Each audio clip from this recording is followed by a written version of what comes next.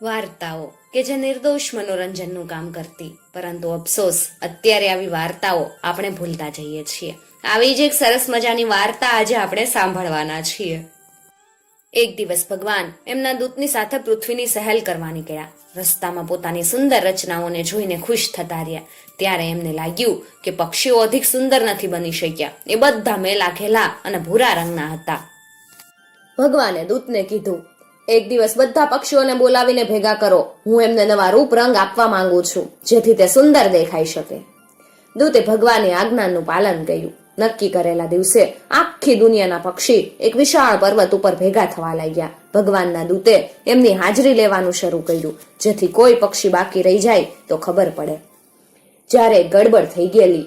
થોડાક પક્ષીઓની હાજરી ગણવાની બાકી હતી કે એક તોફાની મેનાએ દૂતના હાથમાંથી હાજરીનું કાગળ છીનવીને એને ખરાબ રીતે કાતરી નાખ્યું. દૂત ક્રોધથી મેનાને ફટકારવા લાગ્યો, પરંતુ હવે શું થાય?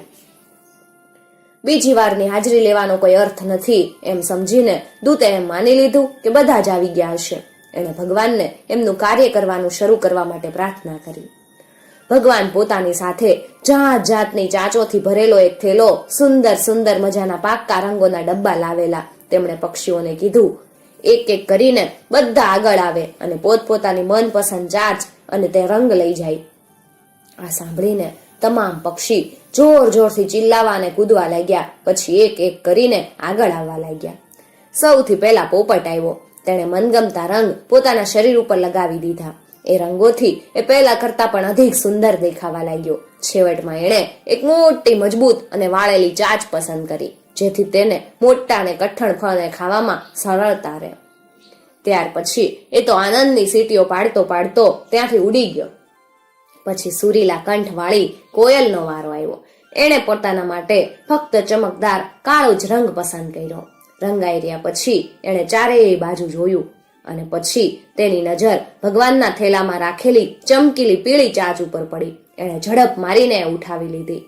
બીજા પક્ષીઓએ પણ તેની પસંદગીના વખાણ કર્યા, કેમ કે પીળી ચાંચ એના ચમકદાર કાળા રંગ ઉપર ખૂબ જ શોભતી હતી. જતા પહેલા એ શ્યામાએ તેના મધુર સ્વરમાં ભગવાનની સ્તુતિ કરી અને તે ત્યાંથી ઉડી ગઈ.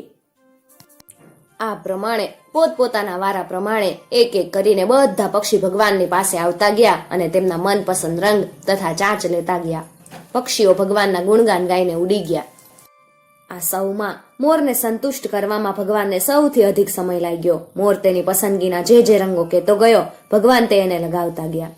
ધીમે ધીમે સાંજ થવા આવી. હવે થોડાક જ પક્ષીઓને રંગવાના બાકી હતા. ભગવાન ખૂબ જ થાકી ગયા હતા. એથી એમણે બાકી વધેલા પક્ષીઓને પોતાની જાતે જ રંગ લગાડી લેવા માટે કીધું અને સૂવાની તૈયારી કરવા લાગ્યા. બાકી રહી ગયેલા પક્ષીઓ રંગના ડબ્બા ઉપર એક હામતા તૂટી પડ્યા. પોતાના શરીરને જાત જાતના રંગોથી એ સજાવવા લાગ્યા. પછી એમની પસંદની ચાંચો લઈ અને ત્યાંથી ઉડી ગયા. હવે ના તો કોઈ રંગ બચ્યો, ના તો કોઈ ચાંચ. ભગવાન અને એમનો દૂત પણ પર્વત પરથી નીચે ઉતરી આવ્યા. તે બંને તેમના અદ્ભુત કાર્યથી ખૂબ પ્રસન્ન હતા. એ હજી જંગલના ખૂણા પર જ પહોંચ્યા હતા ત્યાં તેમણે પાંખોનો ફડફડાટ સાંભળ્યો.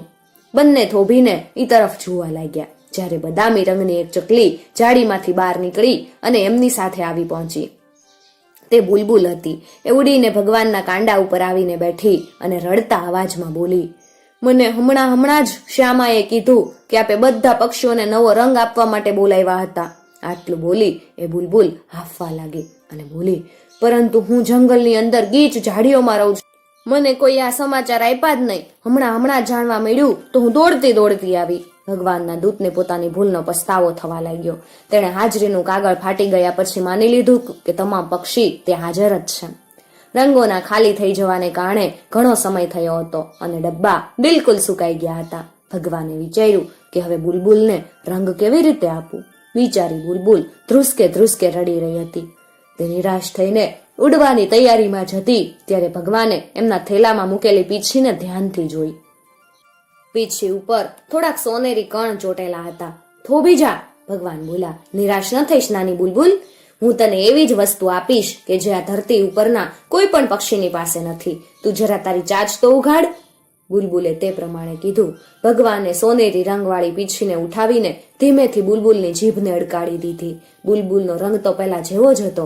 ગુસ્સે થઈને એ ભગવાનનો આભાર માન્યા વગર ત્યાંથી ઝડપથી ઉડીને ઝાડીઓમાં અદૃશ્ય થઈ ગઈ. થોડી વાર પછી એણે અચાનક ગાયન ગાવાનું શરૂ કરી દીધું. તેને ખૂબ જ નવાઈ લાગી. એનો અવાજ એકદમ બદલાઈ ગયો હતો. કેટલી મીઠાશ આવી ગઈ હતી એના અવાજમાં. એક ખેડૂત એની ગાયને દોઈ રહ્યો હતો. એ બુલબુલનું ગીત સાંભળીને સ્તબ્ધ બની ગયો. ઉપર પર્વત ઉપર એક ગોવાળિયો એના ઘેટા બકરાને ચરાવવાનું ભૂલી ગયો. એના ઘેટા બકરા પણ ઝાડીની આજુબાજુ ટોળું વળીને ઊભા રહી ગયા, જ્યાં બેસીને બુલબુલ મધુર કંઠે ગીત ગાઈ રહી હતી. ભગવાન અને એમનો દૂત પણ જ્યાં ઊભા